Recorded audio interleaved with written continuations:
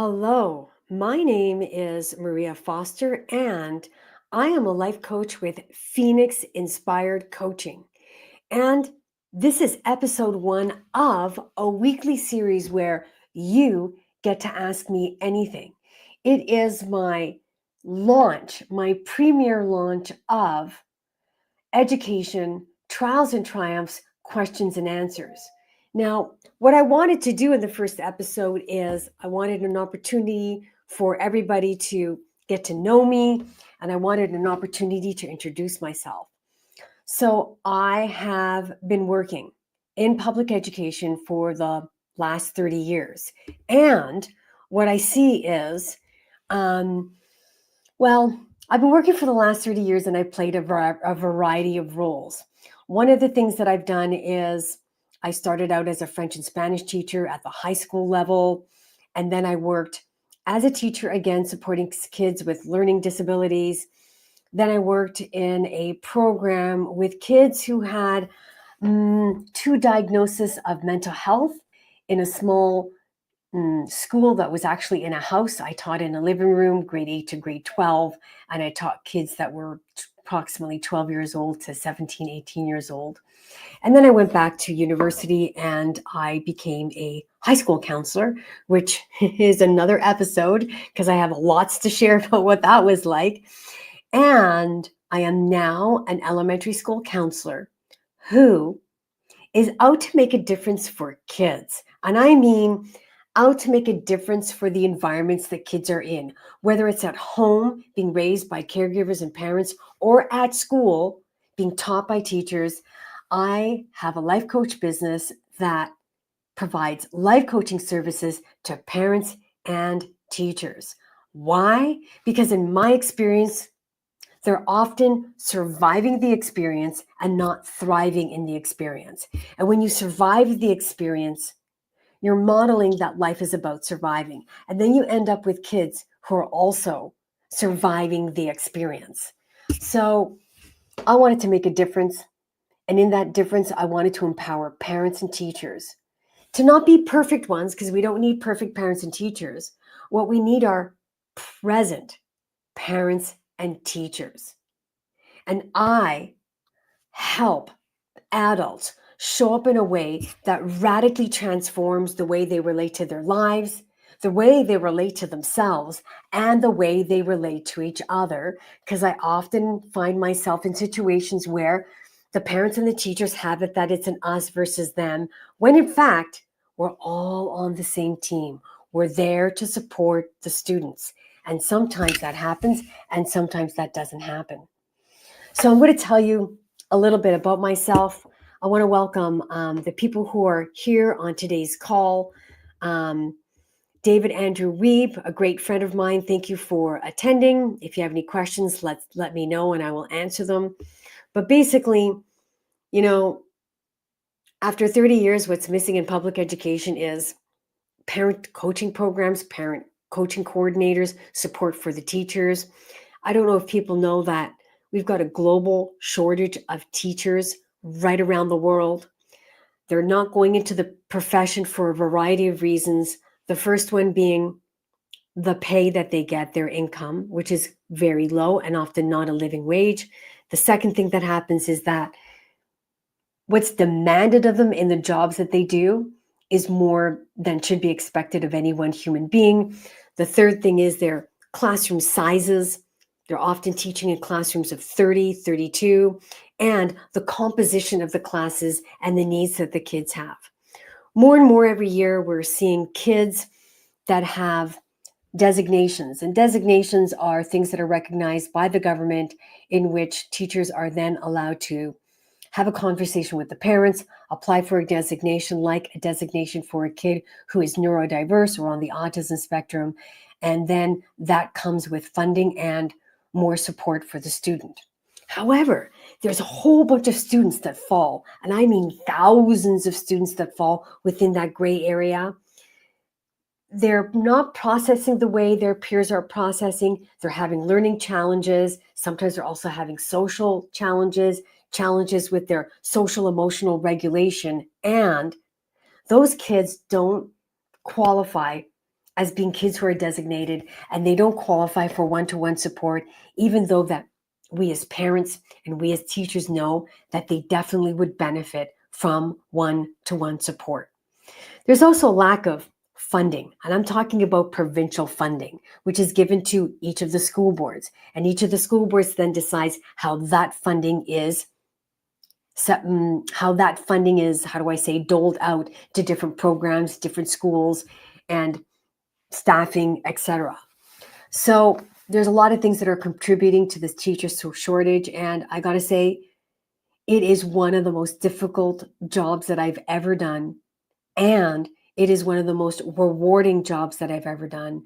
And it's also one of those jobs where the public in general, including parents, have absolutely no idea what it takes. Like, what does it really take to be a teacher? So, I got a great question from David Andrew. Does that mean that teachers generally work two jobs? I've seen teachers start their day off at 7 o'clock in the morning coaching kids, which they don't get compensated for, by the way. So they start their day at 7 o'clock in the morning coaching kids. Then they work until recess. They get a 20-minute break, at which point there's usually a lineup of teachers going to the washroom. There goes your break. Then lunchtime comes along, and many of them are marking during lunch, are prepping during lunch, talking to kids during lunch, supporting kids to get work done, or some of them are also coaching. After school, we've got supervision outside, and some of us are also coaching. And I've seen teachers start the day at 7 o'clock in the morning and end the day at 7 o'clock at night. And the time they get compensated for is between 8:55 and 3 p.m. So there's a lot of, labor that is not compensated for, and that really doesn't work for a healthy work-life balance. It's very difficult to have a work-life balance when you're not making the income that's a living wage, when you are burning the candle at both ends because you're up at 7, you're back home at 7, you may have your own family and kids and things to sort out at home. And often what ends up happening with teachers who are also parents is that when they're marking and prepping and writing report cards, they feel guilty that they're not with their kids. And then when they're with their kids, they feel guilty that they're not with their parents. So I provide coaching services, and I've been working with clients that are in that exact same situation where they feel that they're never enough when they're at home with their kids, and they're never enough when they're at work. And that's a no-win situation. So I want to give a shout out to anybody out there who is a parent. It takes something to raise children. And I want to give a shout out to the teachers out there, because it also takes something to be a teacher in this environment. Both parents and teachers are dealing with things like the impact of technology on a child's learning. We're dealing with, kids who are avoiding school, kids who are having conflicts at school around their social skills and getting along with other kids and being able to resolve conflicts. And I'm providing a YouTube channel called Phoenix Inspired Coaching. I recommend that y'all check it out. Within the next week, I'll be publishing a great video on co-regulation. And it is one of the missing links in raising and teaching kids. And you'll learn all about it with an expert, Stephanie, on co-regulation. It is an amazing interview. And I recommend that you check that out at my YouTube channel called Phoenix Inspired Coaching. I also have a great website with resources and blogs about all sorts of different topics, from people sharing their experiences of what it was like for them to be at school and the differences that teachers made for them, to people talking about how to avoid teacher burnout and what are the steps that we can take, to looking at 5 essential questions to ask your elementary teacher about the elementary school report card. And if there's a blog or a YouTube that you would like to see mentioned either on my website or in my YouTube channel, please send me an email at maria@phoenixinspiredcoaching.com, and I will definitely have someone write the YouTube, I have someone write the blog, have someone record and interview the YouTube with me, and I'll definitely get that posted. Because really, this is all about creating community. Um, I want to create a space and a place for teachers and parents to come together weekly in this YouTube live and ask me questions and start like generating ideas and brainstorming. And if you're stuck somewhere, if you don't know how to approach the school or you don't know how to approach a parent, this is the place for you. I've got a lot of information because virtually in my job as a high school counselor, I'm going to say this, I have seen just about anything, any conflict, any situation, any circumstance that you have come up against, either as a parent or as a teacher. And I've supported both parents and teachers to powerfully move through those experiences. And it is about powerfully empowering you to move through any experience in your life. My goal is that when we empower adults that care for kids, that makes a profound difference in the environments that kids live in at home and are educated in classrooms. And so that is my overall goal. And I invite you all to join me weekly. Invite family, invite your friends, invite other teachers, invite other parents. Let's get the word out that there is someone available to support you in creating the types of relationships that you want with the school, the types of relationships that you want with teachers, and most importantly, having loving, connected, open, and vulnerable connections with the kids that you raise. And those people are going to become our next global citizens. And I am committed that we bring up people that know how to resolve conflicts, because we live in a world in which people get into conflicts, and then those people who run those countries get into conflicts with other countries. And we're in situations where we've got wars going on for 2, 3, 4 years. And it's a world that doesn't work when we try to solve our problems through violence, through aggression, by bombing each other. That is not what I'm committed to when I talk about creating new global citizens who are peacemakers, who make a profound difference with the climate and understand climate change, who are able to resolve conflicts with other countries in a way that creates community, that creates connection, and ultimately that has us create a global community of people willing to reach out and help the people who need help anywhere in the world. And so, what I'm going to be doing each week is showing up. I'm actually just going to be showing up. I'll be scheduling my weekly YouTubes. Will be showing up for my subscribers. So you will get notified every time I create a scheduled YouTube. There might be on the same night every night. I haven't decided. It might be on different nights every night. I don't know. However, what I do know is that I am excited and a little bit anxious. I'm going to be honest with you, because when I set something up where I'm going to be meeting with you weekly and y'all are going to be asking me questions, and I don't know what the questions are ahead of time, I'm just like, oh my gosh, is this something that I can actually do? But then I remember that in my job as a counselor, every day, I never know what kind of situation is going to walk through that door and require support. And on the days where I think that, oh, this is my plan and I'm going to see these kids and talk to these teachers and teach in this classroom, I can enter the classroom and find out that there was some sort of a crisis that needed to be addressed. And all my plans for the day are right out the window. So in terms of my job training me to be open and to be with anything that you want to share with me, I'm that person. I am the person that you can come to and share anything you want with me. And then you and I are going to look at what's working about that situation and what is not working about that situation. And then we're going to put a plan together with actions and conversations and steps that you can take to resolve whatever it is that's going on. And I want to remember that. I want to give a shout out to all the adults out there.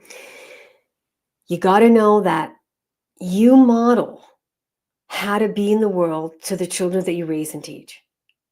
If you are an anxious person, you're modeling that we are anxious in a world, and then your kids are anxious. If we are a adult who sees a problem this big and makes it this big, that's what actually we're modeling to the kids that we raise and teach, and they pick up on that and they become like that.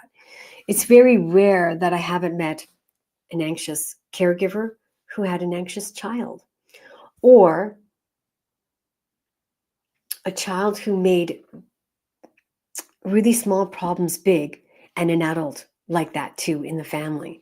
So how you model, how you deal with stress in your life and things that don't go your way and upsets is really going to make a profound difference in how your kids pick up on how to deal with those moments in life that don't go our way, that cause upset, that derail us in some way.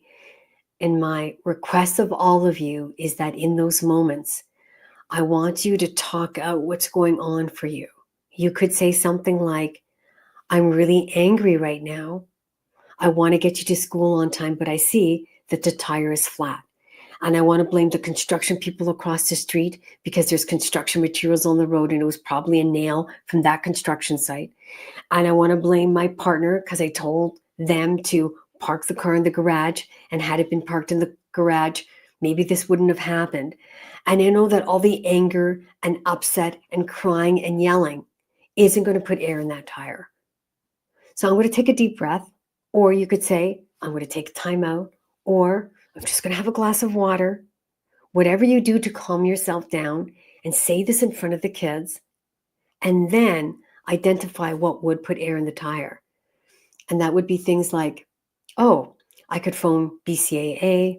They're a company that would come and put air in my tire.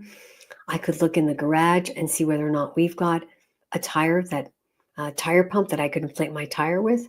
But it really is important to know that kids idolize you until they hit puberty, 11, 12, 13, 14. Like when they hit puberty and are in puberty, they start to question their parents. They start to understand that they're not always right. However, up until that age, in elementary school, they absolutely idolize you. And many of them want to grow up to be just like you. So if you're just like you, is kind, compassionate, open, and self-regulated, awesome. If that's not you, I want you to look this week and see what small changes you could make to make a difference for the kids that imitate the way we are in the world. And so I invite you all to join me weekly, check out my website and my Instagram page. It's all Phoenix Inspired Coaching. And please comment, please ask questions, get in touch with me at mariaphoenixinspiredcoaching.com. If you're like, you know what, I could see potential here and I could see how I could make a difference for you by providing coaching services, by all means, reach out to me. And that's where I'm going to end today's episode. Thank you so much for joining me on the official launch of Education, Trials and Triumphs, Questions and Answers. Honestly, this is going to be a space where y'all can ask me anything. Thank you so much for joining me, and goodbye.